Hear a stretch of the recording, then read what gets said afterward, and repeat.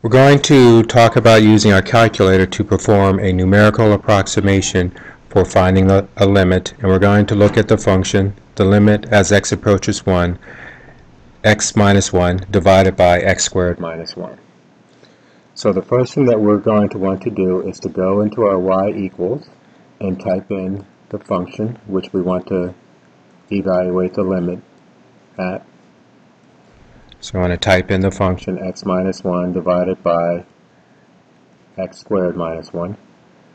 Be very careful that you put your denominator in parentheses. Okay, so we've entered the function. And once we've entered the function, we're going to go into our table set. And we're going to scroll down here to where the independent variable says auto. We're going to scroll over to ask, and we're going to hit enter, and then we're going to access our table by hitting second graph, and now we see a clear screen where we're allowed to input specific x values of our choosing, and they'll give us the y values. So for our case, we want to evaluate this at 0.5. Hit enter. Okay, the y value is 0.66667. 0.9, 0.99, 0.9999, etc., etc.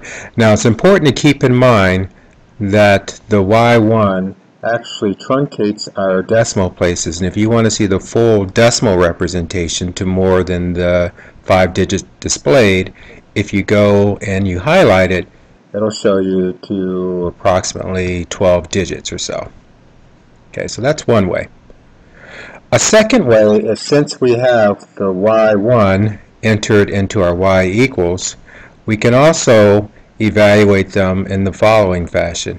We can hit the vars. Okay, scroll over to y vars, into the function, and here we can call up the y1.